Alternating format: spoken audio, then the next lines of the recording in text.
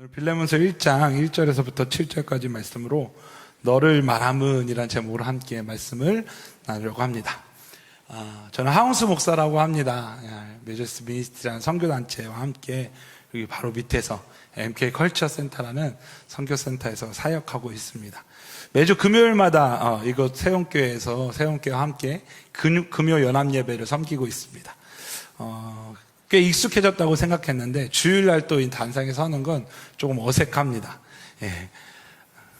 네, 어색하다고요. 저희 그 장모님이 김성태 목사님 설교를 참 좋아하십니다. 그 금요일 저녁마다 유튜브로 같이 예배하고 계신데 목사님이 그 설교하실 때는 항상 너무 재미있으시다라고 말씀해 주세요. 저는 재미가 없나 봐요. 예. 근데 돌아보면 재미가 없는 것 같아요. 예, 김성태 목사님처럼 재미는 없지만 오늘 말씀 앞에서 함께 하나님의 은혜를 경험하는 시간이었으면 좋겠습니다. 오늘 말씀의 제목은요, 너를 말함은이에요. 너를 말함은. 오늘 이 빌레몬서는 바울이 쓴 편지예요. 성경에 특별히 신약에 보면 한 장으로 구성된 성경이 몇 가지 있습니다. 요한 2서, 요한 3서, 그리고 유다서, 그리고 빌레몬서. 그 중에서 이 빌레몬서는 한 장의 말씀 중에 좀 긴 편에 속해요. 25절이나 되는 말씀이에요. 바울이 쓴 서신, 옥중 서신 중에 4개 중에서 3개는 다 교회 공동체를 향한 편지였어요. 근데 이 빌레몬서만 갖고 있는 특징은 이 한 사람 빌레몬을 향한 편지였다라는 사실이에요. 1절 말씀 한번 볼게요. 1절 말씀. 그리스도 예수를 위하여 갇힌 자 된 바울과 및 형제 디모데는 우리의 사랑을 받은 자요 동역자인 빌레몬과. 바울이 오늘 어디에 있대요? 갇힌 자 된 바울. 그러니까 우리가 바울이 오늘 어떠한 상황 가운데 있었는지를 알 수 있지요. 옥중에 갇혀서 예루살렘까지 나아가서 그 복음 전파 3차 전도여행의 모든 사역을 다 감당하고 예루살렘에 나아갔을 때 이제 붙잡혀서 로마의 감옥으로 이송된 바울의 상황. 그런데 그가 그곳에서 빌레몬에게 편지를 했던 이유가 있어요. 9절 말씀 이한데요. 제가 읽어드릴게요.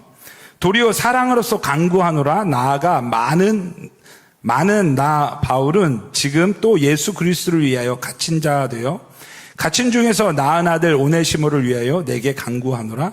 그가 전에는 내게 무익하였으나 이제는 나와 내게 유익함으로 내게 그를 돌려보내노니 그는 내 신복이라. 한 사람이 더 등장해요. 바로 오네시모라는 사람이에요. 이 오네시모는 원래 빌레몬의 종이었어요. 그런데 그가 빌레몬의 뭐 돈을 훔쳤는지 물건을 훔쳤는지는 알 수 없지만 하여간 그에게 해를 가하고 도망간 거예요. 종으로서 주인에게 해를 가하고 도망간 거는요, 사실은 굉장히 무서운 중벌입니다. 그래서 오랫동안 감옥에 갇히거나 아니면 사형을 당할 수도 있는 일이었어요. 근데 하필 오네시모가 도망간 곳이 어디였냐면 로마였어요. 그래서 로마에서 누굴 만나냐면 바로 바울을 만났죠. 갇힌 중에 낳은 아들 오네시모라고 바울이 표현하거든요. 바울이 뭐 감옥에서 아들을 낳은 건 아니었지만 복음의 아들로서 그를 만났고 그가 그 복음으로 말미암아 양육되었다라는 것을 우리의 말씀을 통해서 알고 있죠. 그런데 오네시모에게 해결되지 않은 문제가 있는 거예요. 뭐요? 복음을 경험했고 이제는 바울의 신복으로 그와 함께 사역을 감당하는 자로 오네시모를 하나님께서 사용하실 것인데 그에게 아직 해결되지 않은 문제가 있었어요. 뭐요? 빌레몬과의 그 관계의 문제. 그래서 바울은요, 빌레몬에게 편지를 써요. 이 오네시모를 너희가 용서하고 이와 함께 하나님의 나라, 하나님의 영광을 위해 나아갔으면 좋겠다라는 편지예요. 여러분, 근데 빌레몬의 입장에서 이 오네시모는 아주 큰 중죄라고 말씀드렸잖아요. 사형까지 당할 수 있었거든요. 근데 그를 용서하는 것이 쉽겠습니까? 그런데 그럼에도 불구하고 바울이요, 빌레몬에게 편지했던 이유, 그것은요 3절 이하에서 바울이 빌레몬을 우리에게 소개하고 있는데 그 소개의 내용들을 보면 바울이 빌레몬 정도라면 이 오네시모를 용서할 수 있겠구나라고 하는 기대감이 있었던 것 같아요. 오늘 이번 주, 다음 주 2주 동안 말씀을 함께 나눌 건데 어떤 말씀을 나눌까 많이 고민했습니다. 그런데 한 장밖에 되지 않은 이 짧은 빌레몬서의 말씀을 나누면서 이 빌레몬서가 가지고 있는 중요한 가치를 여러분과 함께 나누고 싶습니다. 첫 번째는 무엇이냐면 바울이 빌레몬을 바라봤던 그 시선이에요. 너를 말하면. 바울의 눈에 빌레몬은 어떤 존재였어요? 복음으로 말미암아 변화된 진짜 그리스도인, 성도의 삶을 살고 있는 존재였어요. 소망하기는 이 빌레몬의 삶의 걸음이, 이 삶의 가치가 오늘 이 세움교회에서 함께 예배하는 여러분의 삶 가운데 있기를 예수 그리스도의 이름으로 축복합니다. 사형까지 당할 만한 중죄의 죄를 갖고 있는 오네시모를 용서할 수 있을 만한 그 삶의 모습, 삶의 걸음이 그 빌레몬의 삶 가운데 있었다는 거예요. 그리고 바울은 아마 그 빌레몬의 삶의 모습이, 오늘 이 빌레몬서를 기록했던 그 이유가, 그 빌레몬의 삶의 모습이 이제는 복음으로 말미암아 그리스도인 된, 복음으로 말미암아 성도된 삶의 사람들의 삶에 나타나기를 소망하는 마음으로 쓰지 않았을까 생각해 보았습니다. 그렇다면 이제 빌레몬의 삶 가운데 어떠한 삶의 모습이 있었는지 우리가 함께 찾아볼 수 있었으면 좋겠습니다. 말씀 4절 5절인데요. 함께 읽을까요? 4절 5절입니다. 시작. 내가 항상 내 하나님께 감사하고 기도할 때에 너를 말함은 주 예수와 및 모든 성도에 대한 내 사랑과 믿음이 있음을 들음이라. 아멘. 빌레몬의 삶 가운데 나타났던 첫 번째 가치, 그것은 이것인데요. 주 예수와 및 모든 성도에 대한 내 사랑과 믿음이 있음을 들음이니. 아멘. 주 예수와 모든 성도에 대한 빌레몬의 삶의 태도는 뭐예요? 사랑과 믿음이에요. 사랑과 믿음. 여러분, 성도라고 하는, 그리스도인이라고 하는 우리의 삶 가운데 있어야 할 첫 번째 가치는 바로 사랑과 믿음입니다. 아멘. 여러분, 사랑이라고 하는 이 가치, 성경 무엇을 다 통틀어도 절대 뒤로 빠질 수 있는 절대 가치예요. 왠지 아세요? 여러분, 예수 그리스도 그분이 바로 사랑이셨기 때문이에요. 예수 그리스도란 그 존재 자체가 사랑이셨고, 그 사랑으로 말미암아 이 땅 가운데 오셨으며, 그 사랑으로 말미암아 십자가를 감당하셨고, 그 사랑으로 말미암아 죽음까지 당하셨고, 그 사랑으로 말미암아 부활하셔서 우리에게 그 사랑을 확증하셨기 때문이에요. 아멘. 여러분, 예수 그리스도 그분이 사랑의 존재예요. 그런데 그 사랑의 가치가, 그 십자가의 사랑의 의미가 누구에게 주어진 거예요? 똑똑똑. 누구에게 주어진 거예요? 우리에게 주어진 거예요. 그리스도로 말미암아 새 생명 얻은 그리스도인 된 우리, 성도된 우리의 삶에 그 사랑이 주어진 거예요. 아멘. 여러분, 이것이 얼마나 감격스러운 사건인지 몰라요. 예수의 그 사랑이 우리에게 주어졌다는 이 사실, 여러분, 이 사실을 믿으시길 소망합니다. 여러분, 십자가는 그것을 의미하는 거예요. 예수 그리스도의 사랑이 우리에게 주어졌고, 이제는 그 사랑으로 말미암아 우리가 그 사랑으로 이 땅 가운데 살아가기를 원하시는 하나님의 마음, 여러분, 그것이 십자가의 가치거든요. 그런데요, 그 사랑이 어떻게 시작되는지 아세요? 예수를 믿음으로. 그래서 사랑과 믿음이에요. 사랑의 존재이신 예수 그리스도를 믿을 때, 여러분, 예수의 사랑이 우리 가운데 주어질 줄로 믿습니다. 여러분, 우리는 좀 사랑에 동떨어진 사람일 수 있어요. 좀 부족한 사람일 수 있어요. 연약한 사람일 수 있어요. 그런데 그것은 나의 사랑이에요. 내 사랑. 근데 우리에게 주어진 사랑은요, 내 사랑이 아니라 예수 그리스도의 그 사랑이에요. 그 사랑의 존재이신 예수를 믿을 때 예수의 사랑이 우리 가운데 부어지는 거예요. 그래서 우리의 존재 자체가 이 땅 가운데 그 사랑으로 살아가게 하시는 것, 여러분, 그것이 그리스도인 된, 성도된 우리의 삶인 줄로 믿습니다. 여러분 가슴 속에 예수의 사랑이 있으십니까? 여러분 삶을 예수의 사랑으로 살아가고 계십니까?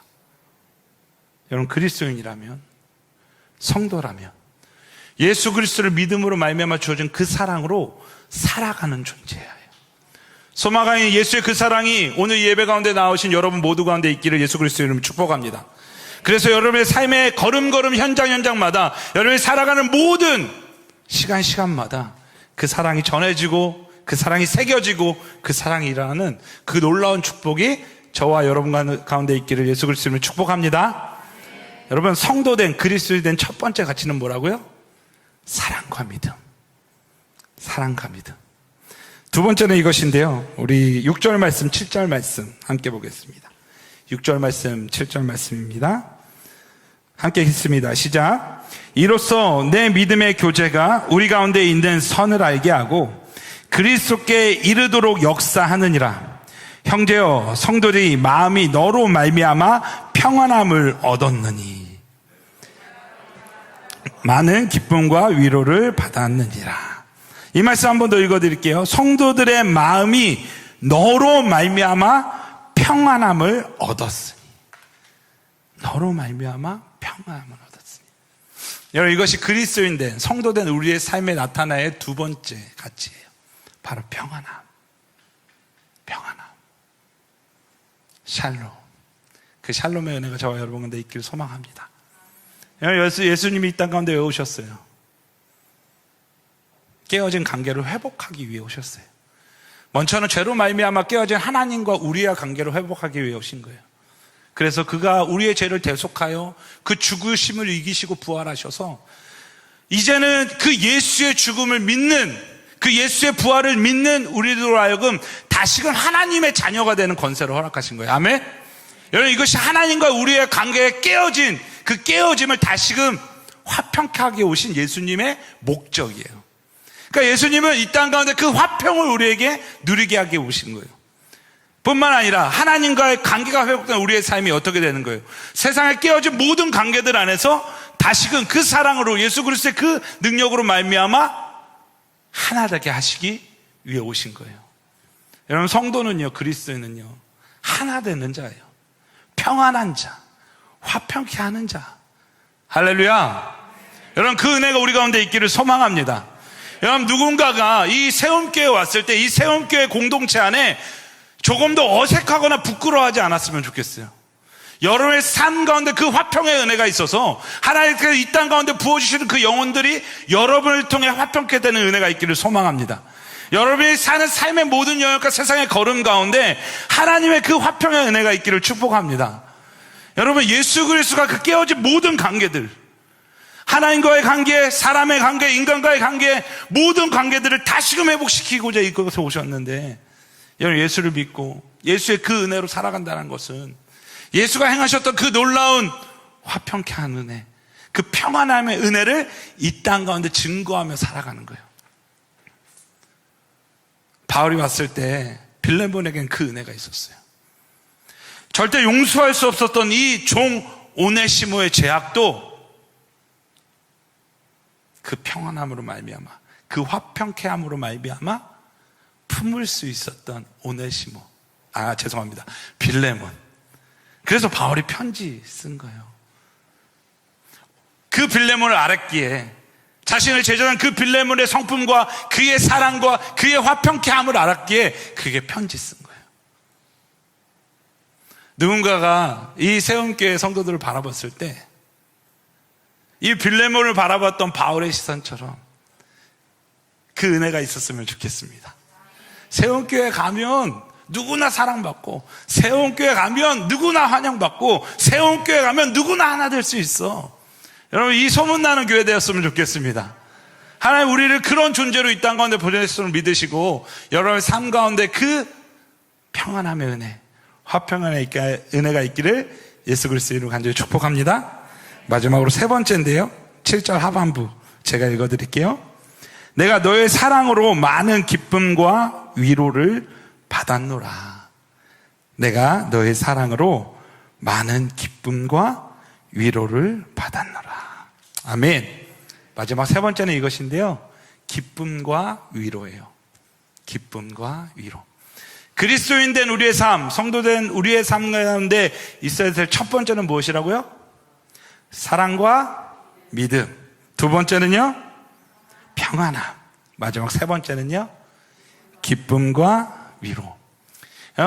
살기 힘드시죠? 이거 질문하면 대부분 이렇게 좀 피식 웃으시더라고요. 네가 아니? 막 이런 표정으로. 많이 살진 않았지만 살아보니까 사는 게 결코 녹록지 않더라고요. 삶에 참 많은 문제들이 있어요. 두려움도 있고 절망도 있고 아픔도 있고. 그런데요, 누군가가 그 모든 것들을 이길 만한 기쁨의 존재로 존재한다면 여러분 위로받지 않겠습니까? 어두운 세상에, 절망의 세상에, 죽음의 세상에, 죄로 말미암아 더 이상 우리 가운데 아무런 희망이 없는 그 어둠 가운데 누가 오신 거예요? 예수 그리스도 오신 거예요. 그 기쁨의 존재로 오신 거예요. 죄를 이기시고 생명으로, 어둠을 이기시고 빛으로 이 땅 가운데 예수 그리스도가 오신 거예요. 그래서 그 예수 그리스도를 바라볼 때마다 우리 가운데 주시는 그 위로의 은혜가 존재하잖아요. 여러분, 근데 예수 그리스도의 그 영광이 우리 가운데 머무는 것은 이런 얼마나 가슴 뛰는 일인지 몰라요.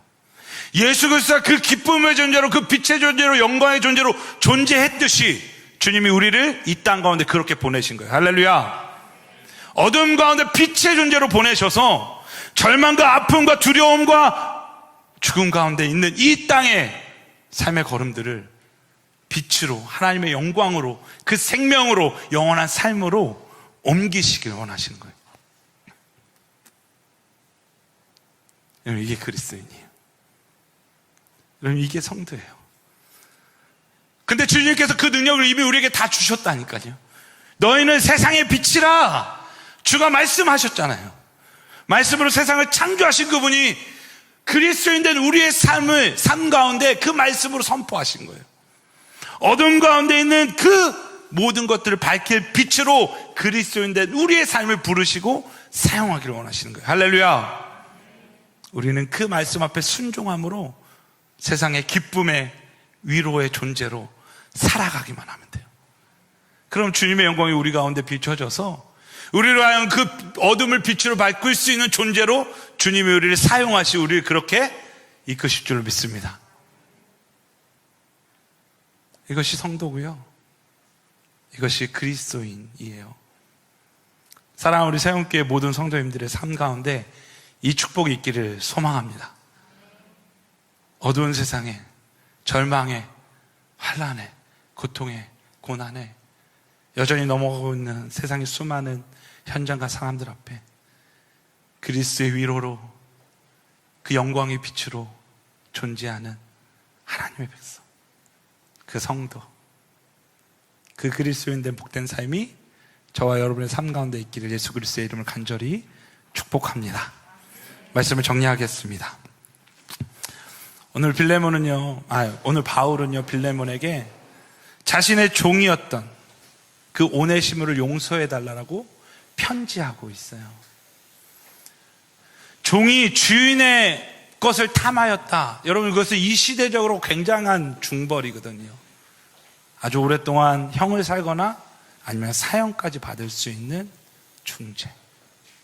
근데 그럼에도 불구하고 바울이 빌레몬에게 편지 쓸 수 있었던 이유, 그것이 오늘 3장 이하 4절에서부터 7절까지 바울이 바라봤던 빌레몬의 삶의 걸음, 그 삶의 모습 가운데 있었다는 거예요. 바울은 고백합니다. 내가 너를 말하면 너는 사랑과 믿음의 존재야. 너는 어그러진 세상에 화평케 하는 평안함의 존재야. 절망과 어둠과 죽음의 빛과 생명의 존재야. 오늘 이 바울의 빌레몬을 향한 고백이 저는 우리 새움교회 모든 성도님들을 향한 믿음의 고백되기를 소망합니다.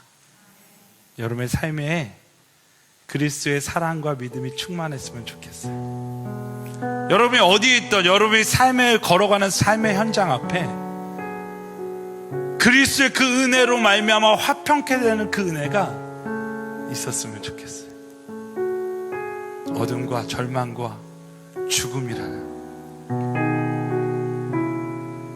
그 두려움 앞에 예수 그리스도가 빛대실 때 우리의 존재가 어둠을 이기고 절망을 이기고 두려움을 이겨 세상의 위로가 되는 그 거룩한 존재가 여러분의 삶이 되기를, 성도인 그리스도인인 여러분의 모두가 되기를 예수 그리스도의 간절히